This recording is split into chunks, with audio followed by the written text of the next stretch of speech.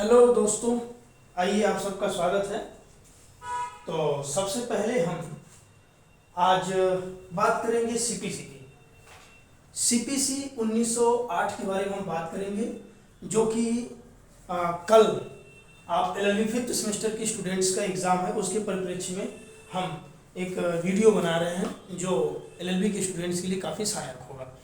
तो देखिए, आपका सिलेबस है, डेफिनेशन है, सबसे पहले परिभाषा है जिसमें आपका डिग्री का परिभाषा है, ऑर्डर का है और जजमेंट का है, जो महत्वपूर्ण है। इन परिभाषाओं के बारे में हम बात करेंगे। तो सबसे पहले हम डिग्री की परिभाषा पर चर्चा करते हैं। डिग्री जो होती है, यह ऐसे न्याय निर्णयन की ये परिभाषा जो है, आपकी डिग्री की परिभाषा दीवानी प्रक्रिया संहिता 1908 की धारा 2 के खंड 2 में दिया हुआ है। यह परिभाषा निम्न प्रकार है, इस प्रकार है। डिक्री ऐसे न्याय निर्णयन की प्रारूपिक अभिव्यक्ति है। डिक्री ऐसे न्याय निर्णयन यानी न्यायालय के निर्णयन जो आते हैं, न्यायालय का निर्णय जो होता है उसका प्रारूपिक अभिव्यक्ति है, जो जहाँ तक कि वह उसे अभिव्यक्त करने वाले न्यायालय से संबंधित है, किसी विवादग्रस्त विषय के संबंध में पक्षकार के अधिकारों का निश्चायक रूप से अवधारण करता है। और जो डिक्री होती है, डिक्री दो प्रकार का हो सकता है। पहला जो होता है वो प्रिलिमिनरी डिक्री अर्थात प्रारंभिक आज्ञप्ति, और फाइनल डिक्री अर्थात जो अंतिम डिक्री होता है। तो ये आपका डिक्री की परिभाषा हो गया। आदेश की परिभाषा जो है, आदेश की परिभाषा धारा 2 के खंड 14 में दिया हुआ है। धारा 2 के खंड 14 में जो आदेश की परिभाषा है वह यह है कि सिविल न्यायालय के किसी विनिश्चय, सिविल न्यायालय ने कोई विनिश्चय किया, कोई निश्चय किया, तो सिविल न्यायालय के किसी विनिश्चय की प्रारूपिक अभिव्यक्ति अभिप्रेत है। प्रारूपिक अभिव्यक्ति का मतलब कि वो एक प्रकार का प्रारूप तैयार करते हैं और उसमें उनकी अभिव्यक्ति होती है, जो उन्होंने स्टेटमेंट दिया है या फिर जो उनकी अभिव्यक्ति जो उन्होंने एक्सप्रेस किया हुआ है, उसी को जब हम एक प्रारूप तैयार करते हैं, एक प्रारूप एक रूप में तैयार करते हैं, तो इसे कहा जाएगा कि प्रारूपिक अभिव्यक्ति है। तो प्रारूपिक अभिव्यक्ति अभिप्रेत, अभिप्रेत अर्थात तात्पर्य है या समझा जाना है, बल्कि जबकि आदेश जो है वो डिक्री नहीं है।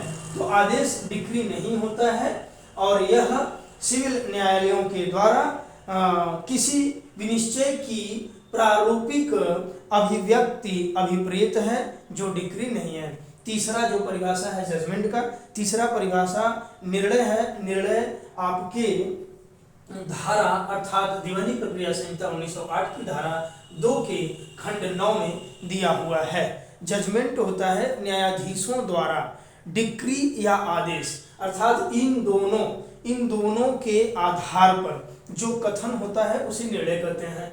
जैसे कोई भी मैटर या कोई भी मामला जब कोर्ट में आता है तो उन मामलों की सुनवाई होती है, उस पर जो है कि विचारण होता है, उसकी जांच होती है, उसमें साक्ष्य और सबूत, गवाह, पक्षकार सब प्रस्तुत होते हैं, पेश होते हैं, अपनी अपनी दलील देते हैं, उनका परीक्षा होता है। तत्पश्चात जब फाइनल निश्चय पर पहुंचते हैं, निर्णय पर पहुंचते हैं, तो एक डिक्री पास किया जाता है। और डिक्री से पहले विचारण के दौरान या मामले के लंबित रहने के दौरान आदेश पास होते हैं। आज्ञप्ति जो होती है अर्थात जो डिक्री होती है यह केवल 2 पास होती है, जबकि आदेश 2 या 2 से अधिक भी पास होता है, जो कि डिक्री से पहले किसी भी समय पास किया जा सकता है। और जो जजमेंट है, जजमेंट इन दोनों के आधार पर जो जजेस होते हैं, जो जस्टिस होते हैं, उनके जो स्टेटमेंट होते हैं, जो स्टेटमेंट्स होता है, जो कथन होता है, उसी को निर्णय कहा जाता है। तो अगला जो आपका महत्वपूर्ण टॉपिक है वह है दीवानी न्यायालय के क्षेत्राधिकार। दीवानी न्यायालय के क्षेत्राधिकार को इंग्लिश में ज्यूरिसडिक्शन ऑफ सिविल कोर्ट्स बोलते हैं। ज्यूरिसडिक्शन जो है ये 2 लैटिन शब्दों से मिलकर बना है, ज्यूरिस प्लस डिक्टा। ज्यूरिस प्लस डिक्टा का तात्पर्य होता है कि I speak by law. I speak by law means कि विधि के आधार पर बोलना। विधि के आधार पर बोलना। दीवानी न्यायालय के क्षेत्राधिकार को सीपीसी अर्थात दीवानी प्रक्रिया संहिता 1908 के अंतर्गत कहीं भी परिभाषित नहीं किया गया है। फिर भी उच्चतम न्यायालय के द्वारा इस पर कुछ एक तरह से स्पष्टीकरण किया गया है, कह सकते हैं, या परिभाषा दिया गया है, जो इस प्रकार है। सुनवाई करने की, निर्णय देने की, या सुनवाई करने की या निर्णय देने की। जो सुनवाई कर रहा है, निर्णय दे रहा है, इस प्रकार की जो न्यायालय की शक्ति होती है उसे हम क्षेत्राधिकार कहते हैं। यही क्षेत्राधिकार है। एक आपका महत्वपूर्ण मामला है दीवानी न्यायालय के क्षेत्राधिकार के संदर्भ में। यह मामला है ऑफिशियल ट्रस्टी। ऑफिशियल ट्रस्टी बनाम सचिंद्र नाथ चटर्जी। सचिंद्र नाथ चटर्जी के मामले में बताया गया कि ऐसा न्यायालय जिसको किसी मामले की सुनवाई करने और निर्णय लेने की शक्ति प्राप्त है, वह न्यायालय उस मामले का क्षेत्राधिकार रखता है, ऐसा कहा जाता है। अगली पॉइंट जो है आपका, अगला जो महत्वपूर्ण टॉपिक है वो है विचाराधीन वाद एवं पूर्व न्याय। इसे पूर्व न्याय को प्रांग न्याय भी कहा जाता है। अंग्रेजी में विचाराधीन वाद को रेस सबजुडिस एंड पूर्व न्याय को रेस जुडिकेटा कहा जाता है। तो विचाराधीन वाद एवं पूर्व न्याय, ये जो आपका विचाराधीन वाद है, यह सीपीसी की धारा 10 में दिया हुआ है। धारा 10 में ऐसे शब्द बिल्कुल भी नहीं लिखे हैं। वहां पे लिखा गया है वाद को रोकना।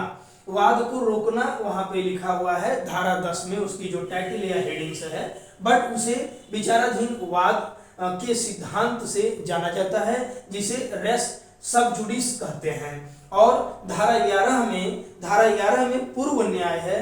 धारा 11 में पूर्व न्याय है जो कि लैटिन भाषा से बना हुआ है। ये दोनों ही शब्द लैटिन भाषा से उत्पन्न हुए हैं। रेस जुडिकेटा जो होता है ये पूर्व न्याय है। तो पूर्व न्याय को समझने से पहले हम रेस सबजुडिस यानी कि विचाराधीन वाद को के सिद्धांत को समझते हैं।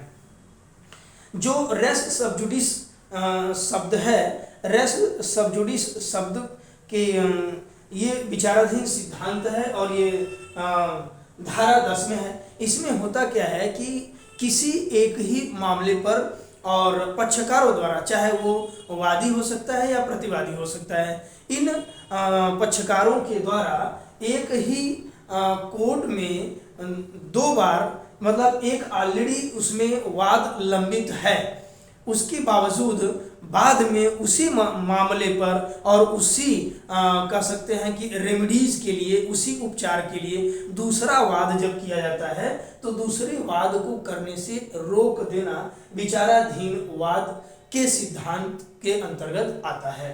तत्पश्चात अब हम बात करेंगे पूर्व न्याय। तो पूर्व न्याय जो होता है ये रेस जुडिकेटा है।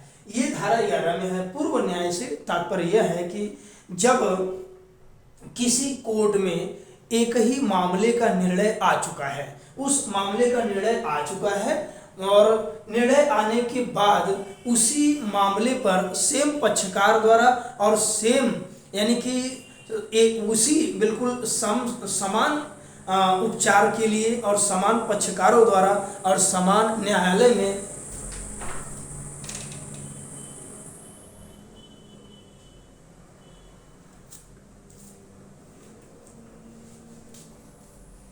समान पक्षकार द्वारा और समान न्यायालय में दोबारा उसी प्रकार के उपचार के लिए जब कोई वाद किया जाता है तो उसे रेस जुडिकेटा का सिद्धांत कहा जाता है। इसके बाद जो आपका अगला महत्वपूर्ण बिंदु है, महत्वपूर्ण टॉपिक है, वो है फॉरेन जजमेंट। तो फॉरेन जजमेंट के बारे में हम बात करेंगे। फॉरेन जजमेंट जो है ये आपके सीपीसी की धारा 2 के खंड 6 में दिया हुआ है। धारा 2 के खंड 6 में विदेशी निर्णय दिया गया है, यानी फॉरेन जजमेंट दिया गया है। यह इसमें साफ साफ शब्दों में लिखा हुआ है, धारा 2 के खंड 6 में साफ साफ शब्दों में लिखा हुआ है कि विदेशी न्यायालय का निर्णय, ऐसा निर्णय जो विदेशी न्यायालय द्वारा दिया गया है उसे विदेशी निर्णय कहा जाता है। अब विदेशी न्यायालय कौन है? विदेशी न्यायालय सीपीसी की धारा 2 के खंड 5 में दिया हुआ है उसमें यह बताया गया है कि ऐसा न्यायालय जो भारत के राज्य क्षेत्र से बाहर है और जिसको केंद्र सरकार द्वारा, सेंट्रल गवर्नमेंट द्वारा न तो स्थापित किया गया है और न ही उसे नियंत्रित किया जाता है और न उस पर किसी प्रकार का आदेश दिया जाता है, तो ऐसे न्यायालय जो होते हैं वह विदेशी न्यायालय कहलाते हैं। तो ये आपका फॉरेन जजमेंट रहा। फॉरेन जजमेंट के बाद हम आएंगे, आप बात करेंगे फॉरेन जजमेंट के बाद जो आपका महत्वपूर्ण वाद है, मामला है, बिंदु है, वो है प्लेस ऑफ स्विंग। तो प्लेस ऑफ स्विंग के मामले में हम बात करेंगे। प्लेस ऑफ स्विंग जो है ये आपका अगला बिंदु है। इसमें प्लेस ऑफ स्विंग का मतलब होता है कि वाद करने का स्थान। ऐसा कौन सा स्थान है जहां पर वाद किया जा सकता है, किस न्यायालय में वाद किया जा सकता है। तो यह आपके जो वाद करने का स्थान है, यह प्रावधान सीपीसी की धारा 15 से 20 के अंतर्गत दिया गया है। सबसे पहले इसमें बताया गया है, धारा 15 में यह बात बताया गया है कि सबसे पहले ऐसे न्यायालय में वाद संस्थित किया जाएगा जो निम्न श्रेणी में आता है और जो विचारण करने के लिए सक्षम हो, जो विचारण करने के लिए सक्षम हो और जो निम्न श्रेणी के अंतर्गत आता हो। ऐसे न्यायालय में हम सबसे पहले जो है वाद करेंगे। तत्पश्चात धारा 16 जो है, धारा 16 कहता है कि वाद को उस जगह पर संस्थित किया जा सकता है जहां विषय वस्तु स्थित है। जहां पर विषय वस्तु स्थित है यानी सब्जेक्ट मैटर जहां पर स्थित होता है, उसके क्षेत्राधिकार में आने वाले जो न्यायालय हैं वहां पर वाद संस्थित किया जा सकता है। किसी विधि द्वारा विहित धन संबंधी या अन्य परिसीमा के अधीन रहते हुए भाटक या लाभ के लिए, स्थावर संपत्ति के प्रत्युद्धरण के लिए, स्थावर संपत्ति के विभाजन के लिए, स्थावर संपत्ति का बंधक जिस पर भार की दशा है, तो भार की दशा में पूर्वबंध, विक्रय या मोचन के लिए, स्थावर संपत्ति में किसी अन्य अधिकार या हित के अवधारण के लिए। स्थावर संपत्ति मीन्स होता है अचल संपत्ति, अचल संपत्ति का बंधक का मामला है, उसका विभाजन का मामला है। भाटक या लाभ जो कि लाभ के सहित या रहित है, उसके प्रत्युद्धरण यानी उसको लेने के लिए, उसकी जो है रिकवरी करने के लिए। स्थावर संपत्ति के किसी अन्य अधिकार, कोई अन्य अधिकार है या कोई अन्य हित है जिसका अवधारण करना है। स्थावर संपत्ति के प्रति किए गए दोष के लिए प्रतिकर पाना, किसी अचल संपत्ति के लिए कोई दोष किया गया है तो उस दोष के बदले में प्रतिकर पाने के लिए हम जब वाद करते हैं, या कुर्की के वस्तुतः अधीन जंगम संपत्ति के प्रत्युद्धरण के लिए कुर्की किया गया और उसमें जो भी जंगम संपत्तियां आई, जो भी चल संपत्तियां कुर्की में लाई गई, प्राप्त की गई, उसको बेच दिया गया। बेचने के बाद जो अधिक रकम मिलती है उसका प्रत्युद्धरण करने के लिए वाद किया जा सकता है। उस न्यायालय में संस्थित किया जाएगा जिसकी अधिकारिता के अधीन सीमा के भीतर वह संपत्ति स्थित होती है।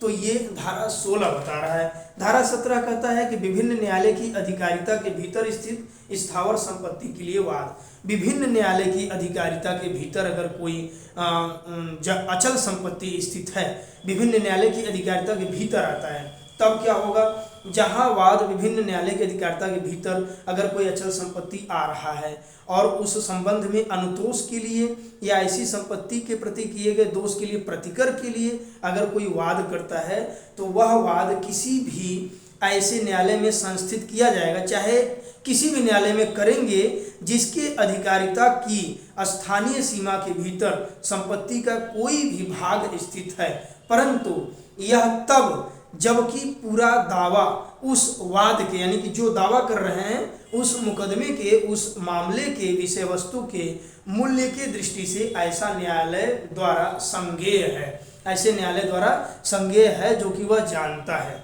और उसके बाद हम धारा 18 देखेंगे, तो जहां न्यायालय की अधिकारिता की स्थानीय सीमा अनिश्चित है।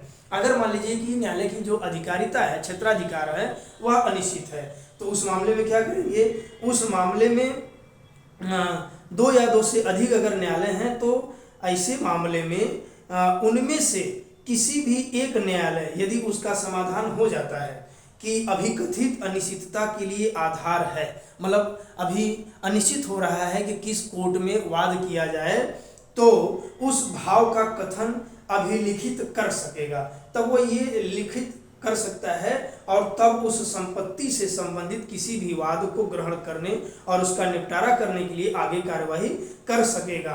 परंतु यह तभी होगा जब ऐसा वाद जिसके संबंध में न्यायालय उस वाद की प्रकृति और मूल्य की दृष्टि से अधिकारिता का प्रयोग करने के लिए सक्षम हो, जो उसका मूल्य है, जो उसकी प्रकृति है, अगर उसके लिए वह अधिकार प्राप्त करता है, उसकी अधिकारिता प्रयोग करने के लिए है, वह कॉम्पिटेंट कोर्ट है, तब उस न्यायालय में वाद किया जा सकता है।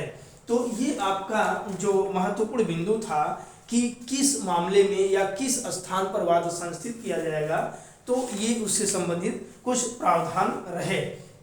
इसके बाद हम देखेंगे, इसके बाद हम बात करेंगे जो आपका महत्वपूर्ण टॉपिक है वो है सर्विस ऑफ समन्स।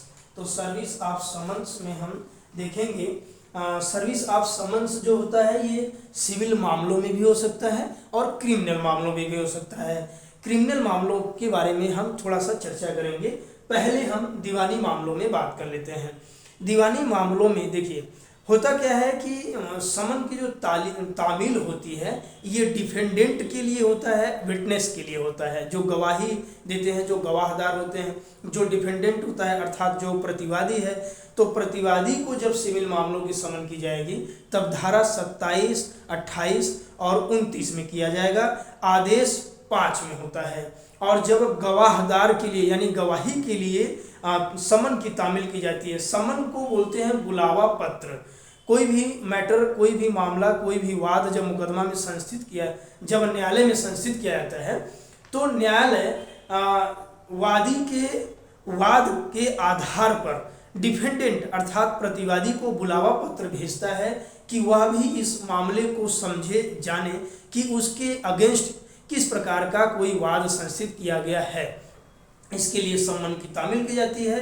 और यही जब हम सीआरपीसी के अंतर्गत करते हैं, दंड प्रक्रिया संहिता के अंतर्गत जब हम समन की तामील पढ़ते हैं तो वहाँ पे समन की तामील धारा 61 से लेकर के 69 तक किया जाता है। इसमें देखना है जो समन है यह बुलावा पत्र है, एक प्रकार से यह विधिक प्रक्रिया के लिए एक बुलावा पत्र भेजा जाता है डिफेंडेंट के लिए कि वह आकर के अपने इस मामले को जाने कि उसके ऊपर क्या आरोप लगाया गया है और वह अपना बचाव करे, वह अपना सफाई दे या अपना पक्ष रखे। तो समन को आदेश 9 और नियम 6 के अंतर्गत भी बताया गया है।